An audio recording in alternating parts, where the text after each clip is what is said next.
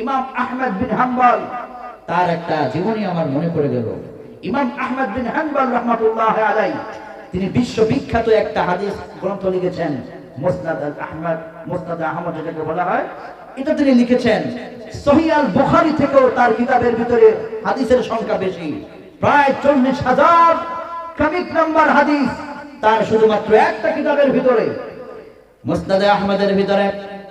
তিনি তার হাদিস সংগ্রহ করতে গিয়ে রাতের পর রাত পৃথিবীর বিভিন্ন জায়গায় সফর করেছেন, মানুষের বাড়িতে বাড়িতে গিয়েছেন, রাস্তায় রাস্তায় থেকেছেন শুধুমাত্র হাদিস সংগ্রহের জন্য। যখন তিনি তার বৃদ্ধকাল, বৃদ্ধ, গোটা দুনিয়া কাঁপানো একজন জান্নাতি শায়খ, জান্নাতি মুহাদ্দিস আহমদ বিন হাম্বল রাহমাতুল্লাহ আলাইহি, তো তিনি এক রাতে মসজিদের ভিতরে এশার সালাত সম্পন্ন করলেন।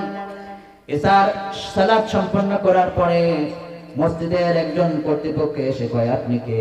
যদি এই মসজিদ থেকে বের হয়ে যেতেন তাহলে ভালো হতো, আমরা মসজিদকে তালাবদ্ধ করে দেব।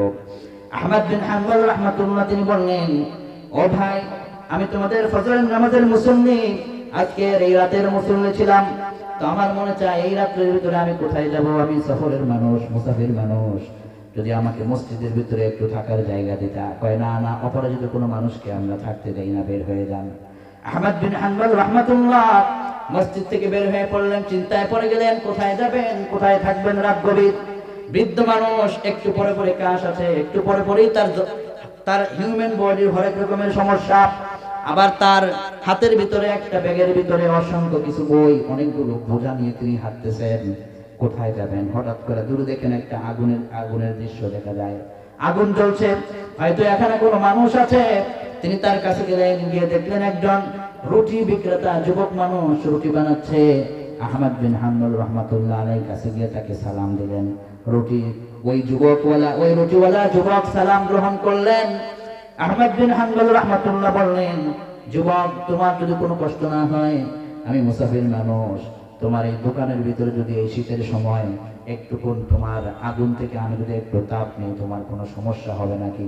যুবককে, না না, কি বলছেন সাহেব, মুরব্বী, আপনি মুরব্বী, আপনাকে সম্মান দেওয়া উচিত, আপনি থাকুন, কোনো সমস্যা নাই, আহলান সাহলান মারহাবান, আপনাকে আমি স্বাগত জানালাম, আপনি এই জায়গার ভিতরে থাকেন, মুরব্বী মানুষ, আপনার খেদমত আমি যেন করতে পারি, সুতরাং আপনি আমার এখান থেকে আগুনের তাপ নেন আর শীত থেকে একটু কমাতে পারেন। ইমাম আহমদ বিন হাম্বল রাহমাতুল্লাহ আলাইহি ওই জায়গার ভিতরে, ছোট্ট একটা জায়গায় তিনি দোকানের ভিতরে বসে গেলেন। বসে যাবার পরে তিনি আবার হাদিস পড়া শুরু করে দিলেন। আহারে, আমরা হলে কইতাম আরাম পাইছি, ঘুমায় যাই। আহমদ বিন হাম্বল রাহমাতুল্লাহ আলাইহি তিনি আবার হাদিস পড়া শুরু করে দিলেন। আহারে, আল্লাহর হাদিসের জন্য তারা কত কষ্ট করেছে। হাদিস লিখতে লিখতে হঠাৎ করে নজর পড়ল, একজন লোক তার দোকানের ভিতরে আসে। যুবক, আমাকে 10 টাকার রুটি দাও। যুবক রুটি দেয়, কয় আস্তাগফিরুল্লাহ। মানুষের কাছ থেকে রুটির মূল্য নেয়, কয় আস্তাগফিরুল্লাহ। আবার ওই দোকানের তার ক্যাশের তালা মারে, কয় আস্তাগফিরুল্লাহ। আবার আরেকজনকে ক্যাশ থেকে টাকা গনে দেয়, সে তখনও কয় আস্তাগফিরুল্লাহ। তার রুটি বানাচ্ছে, তৈরি করছে, তখনও পড়ছে আস্তাগফিরুল্লাহ। রুটি যখন চুলার ভিতরে দিচ্ছে, তখনও পড়ছে আস্তাগফিরুল্লাহ। আহমদ বিন হাম্বল রাহমাতুল্লাহ আলাইহির দৃষ্টি তার দিকে পড়ে গেল। যুবক বারবার শুধু আস্তাগফিরুল্লাহ আস্তাগফিরুল্লাহ পড়ে। আহমদ বিন হাম্বল তিনি দাঁড়িয়ে গেলেন, কাছে গেলেন, রে যুবক, তোমার দৃশ্যটা আমার কাছে খুব ভালো লাগলো, তুমি শুধু শুধু আস্তাগফিরুল্লাহ আস্তাগফিরুল্লাহ পড়ো কেন? রুটি বানাবার সময় আস্তাগফিরুল্লাহ বললাম, ওই মানুষটাকে রুটি দিলা, তখনও বললা আস্তাগফিরুল্লাহ, তার থেকে টাকা নিলা, তখনও বললা আস্তাগফিরুল্লাহ, লোকটাকে বিদায় করলা, তখনও বললা আস্তাগফিরুল্লাহ, কেসের তালা মারলা, তখনও আস্তাগফিরুল্লাহ, কেন তুমি এটা করো? যুবক জবাব দেয়, আপনি কে? আপনাকে তো চিনি না, তবে আমি আস্তাগফিরুল্লাহ পড়তে পড়তে এমন কিছু পেয়েছি যে গোটা দুনিয়া বিক্রি করলেও তার মূল্য আদায় হবে না। কোন সুবহানাল্লাহ। আহমদ বিন হাম্বল রাহমাতুল্লাহ আলাইহি আরো অবাক হয়ে গেলেন। তার অবাক চিত্তে তিনি তাকায় রইলেন, জানার আগ্রহ আরো বেড়ে গেল। ও যুবক, কি পাইলা যে দুনিয়া বিক্রি করলেও মূল্য আদায় করা হবে না? কয়, আমি আমার জীবনে এই আস্তাগফিরুল্লাহ পড়ার কারণে আল্লাহ আমাকে মুস্তাজাবুদ দাওয়াত বানিয়ে দিয়েছে। আমি যখন আল্লাহর কাছে হাত তুলি, আমার প্রত্যেকটা দোয়া সরাসরি আল্লাহর আরশে কবুল হয়ে যায়। মুস্তাজাবুদ দাওয়াত, আমার কোন দোয়া এই জিন্দেগিতে আল্লাহ পাক ফেরান নাই। যা দোয়া করেছি সব দোয়া আল্লাহর দরবারে কবুল হয়ে গেছে, শুধু আস্তাগফিরুল্লাহ পড়ার কারণে। কোন আল্লাহু আকবার। আহমদ বিন হাম্বল রাহমাতুল্লাহ আলাইহির কৌতূহল বেড়ে গেল, দুনিয়ার ভিতরে কি পাইলা যে তুমি প্রমাণ পাইলা তোমার দোয়া কবুল হয়? কয় শুনেন, আমি আমার জিন্দেগিতে বহু দোয়া করেছি, আমার দোয়া কবুল হয়ে গিয়েছে, তবে মৃত্যুর আগে আমার একটা পেরেশান, হৃদয়ের মধ্যে একটা কষ্ট, সেটা হলো আমি আল্লাহর কাছে দোয়া করেছি, আল্লাহ শুনেছি বর্তমান দুনিয়ার সবচেয়ে বড় হাদিস বিশারদ আছেন, ওনার নাম হলো আহমদ বিন হাম্বল। আমি আপনার কাছে দোয়া করলাম, আমি এতদিন পর্যন্ত যত দোয়া করেছি সব তো আপনি কবুল করেছেন, এই দোয়াটাও আপনার কাছে করলাম, আমার মৃত্যুর আগে যেন জমানার শ্রেষ্ঠ মুহাদ্দিস ইমাম আহমদ বিন হাম্বলের সঙ্গে যেন আমার দেখা হয়, আমি যেন তার কপালে চুমু খেতে পারি। কোন সুবহানাল্লাহ। ইমাম আহমদ বিন হাম্বলের তার গায়ের পশমগুলো দাঁড়িয়ে গেল। বৃদ্ধ মানুষ, মুহাদ্দিস মানুষ, জান্নাতি মানুষ, তিনি দাঁড়ায়া যুবকের দিকে এক পলকে তাকায় রইল। কই যুবক তুই কাছে আয়, তোর এই দোয়াটা আল্লাহ কবুল করে নিয়েছে, যে তোর সামনে দাঁড়ায় আছে তিনি হলো তোর কাঙ্ক্ষিত সেই আহমদ বিন হাম্বল, তোর সামনে দাঁড়িয়ে আছে। কোন সুবহানাল্লাহ। ইমাম আহমদ বিন হাম্বল কয় রে যুবক, তোর দোয়া যে কবুল হয় তার প্রমাণ আমি নিজের চোখে দেখলাম। আল্লাহ পাক কত মহান, তুই আমার কাছে যাওয়া লাগে নাই, আল্লাহ আমাকে তোর কাছে পাঠিয়ে দিয়েছে যাতে তোর দোয়া এত চমৎকার ভাবে কবুল হয়েছে। আমি ওই দিকের মসজিদে রাতে থাকতে চেয়েছিলাম, ওরা আমাকে জায়গা দেয় নাই, আল্লাহ আমাকে মসজিদ থেকে বের করে তোর দোকান পর্যন্ত নিয়ে এসেছে। আল্লাহ তোর দোয়া এমন ভাবেই কবুল করেছে, আস্তাগফিরুল্লাহর আমল জীবনে আর তুই ছাড়িস না। কোন সুবহানাল্লাহ। আস্তাগফিরুল্লাহ আপনার জীবনকে পাল্টে দেবে। চোখের পানি এক ফোঁটা দেওয়ার জন্য চেষ্টা করুন মালিককে। যখন রাতের গভীরে মানুষগুলো ঘুমায় যায়, ওয়াসাল্লু বিল্লাইল ওয়ান নাসু নিয়াম, 2 রাকাত হলো তাহাজ্জুদের সালাত করবেন। ফজরের নামাজ তো আপনি করেন, যোহর করেন, আসর, মাগরিব, এশা করেন, মাঝে মাঝে রাতে যখন মানুষ ঘুমায় যায় তখন 2 রাকাত তাহাজ্জুদের সালাত করবেন।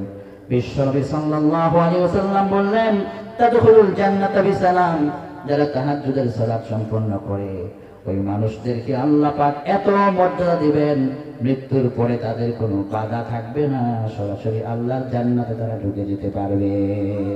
বিশ্বনবী বললেন, আইয়ুহান নাস, হে মানুষেরা, আইয়ুহাশ শাবাব, হে যুবকেরা, আফশুস সালাম, বেশি বেশি সালাম মারবা। যুবকেরা বেশি বেশি সালামের প্রচলন করবা সমাজের ভিতরে। ওয়াতি'মুত তাআম, তুমি তোমার সাধ্যমতো অসহায় গরিব মানুষদেরকে খাদ্য খাওয়াবা। বিশ্বনবীকে যেই যুবকরা এই 2টা কাজ করতে পারবে, এই যুবকগুলো আল্লাহর জান্নাতে মৃত্যুর পরে ঢুকে যেতে পারবে। কোন সুবহানাল্লাহ। মুরব্বীদেরকে সম্মান করবা যুবকেরা, তোমার মাকে সম্মান করবা, বাবাকে সম্মান করবা। মায়ের সামনে, বাবার সামনে চোখ রাগ করে কখনো কথা বলবে না। মা যে রান্না করেছে, রান্না যদি মজা না হয়, প্লেটটাকে সামনে তুমি উড়িয়ে তার মুখের মধ্যে ফেলবে না। মা তোমার জন্য যা করেছে, শুধুমাত্র তোমাকে যে পেটের ভিতরে রেখেছে, সেই ঋণ তুমি শোধ করতে পারবে না। মা যে তোমার কাপড়গুলো ছোট্টবেলায় পরিষ্কার করে ধুয়ে রেখেছেন, সেই ঋণ তুমি শোধ করতে পারবে না। তোমার বাবা যে কষ্ট করে করে তোমার মুখে খাদ্য জোগাড় করেছিল, কত কষ্ট করে মাথার ঘাম পা পর্যন্ত ফেলেছে, বাবার ঋণ কোনোদিন তুমি শোধ করতে পারবে না। এই জন্য বাবার সামনে ধমক দেওয়া কথা নয়, মায়ের সামনেও ধমক দেওয়া কথা নয়। এই দুনিয়ার সবচাইতে বড় পীর হচ্ছেন একজন মানুষের জন্য তার মা, সবচাইতে বড় পীর হচ্ছেন দুনিয়ার ভিতরে, সবচাইতে বড় পীর হলেন তার বাবা। বাবা এবং মায়ের কাছে দোয়া চাও, আল্লাহর দোয়া, তোমার মা বাবার দোয়া আল্লাহর দরবারে পৌঁছায় যাবে। সুবহানাল্লাহ। যুবক, আজকের পর থেকে মাকে ধমক দিও না, মার সাধ্য মতো যা করেছে সেটা মেনে নাও। স্ত্রীকে পেয়ে স্ত্রীর কথায় মাকে কোনো প্রকার অভিযোগ মায়ের বিরুদ্ধে দিও না। যদি বিয়ে তুমি করো নাই, তাহলে যেদিন বিয়ে করবা তোমার স্ত্রীকে বলে দেবা, আমার মায়ের বিরুদ্ধে কোনো অভিযোগ আমি আগেও শুনি নাই, এখনো তোমার কাছ থেকে আমি শুনতে চাই না। আমার বাবা বৃদ্ধ মানুষ, বাবার সম্পর্কে কোনো অভিযোগ শুনতে চাই না। আপনার স্ত্রী দেখবেন প্রথম দিনে বুঝতে পারবে আপনি আপনার মা বাবার ভক্ত। এজন্য সেদিন আপনার মা বাবা যদি কোনো ভুল করে আপনার কাছে কোনো অভিযোগ আপনার স্ত্রী দিতে সাহস করবে না। যুবক ভাইয়েরা, এজন্য মাকে কখনো কাঁদাবেন না, বাবাকে কখনো কাঁদাবেন না, এবং কোনো মুরব্বী কিংবা কোনো মানুষের সঙ্গে বেয়াদবিমূলক আচরণ করবেন না। দুনিয়ার ভিতরে অত্যন্ত সহজ সরল নম্রতার ভিতরে থাকবেন। যারা দুনিয়ার ভিতরে সহজ সরল নম্রতার ভিতরে থাকে, আল্লাহর হাবিব কয় ওই মানুষগুলো আগে আগে জান্নাতে ঢুকে যেতে পারে। কোন সুবহানাল্লাহ। মানুষকে আগে আগে সালাম দেওয়ার অভ্যাস করবেন, এবং সাধ্যমতো মানুষকে খাওয়াবেন। রাতের গভীরে 2 রাকাত তাহাজ্জুদ ন্যূনতম সপ্তাহে একদিন হলো নিয়ত করে রাখেন যে প্রতি জুমার রাতে আমি 2 রাকাত তাহাজ্জুদ ন্যূনতম পড়ব। তাহলে সব মাসের ভিতরে আপনার 4 দিন তাহাজ্জুদের স্টেপ চলে যাবে। দ্বিতীয় মাসে আবার আপনি প্রতি সপ্তাহে 2 দিন পড়বেন। এভাবে করে বাড়াতে বাড়াতে দেখবেন বছর যখন চলে যাবে তাহাজ্জুদের সালাতের সংখ্যা আপনার বেড়ে যাবে। তাহাজ্জুদ যে যত বেশি পড়ে, বিশ্বনবী বললেন তাদখুলুল জান্নাতা বিসালাম, জান্নাত তার জন্য নিরাপদের রাস্তা হয়ে যায়। কোন সুবহানাল্লাহ। সুতরাং আজকের আলোচনায় আল্লাহ পাক যে মহান, তিনি যে আমাদেরকে কোরআন দিয়েছেন, এই কোরআনের সাথে আমরা সম্পর্ক রাখি। দুনিয়ার মানুষ আজীবন এই কোরআনের বিরোধিতা করবে, কোনো কিছুই কোরআনের পক্ষে, কোরআনের একটা অক্ষরকে এদিক সেদিক করারই কারো ক্ষমতা নাই। আল্লাহ এই জন্যই শুরুটাই করেছেন যালিকাল কিতাব লা রাইবা ফীহি হুদাল লিল মুত্তাকিন।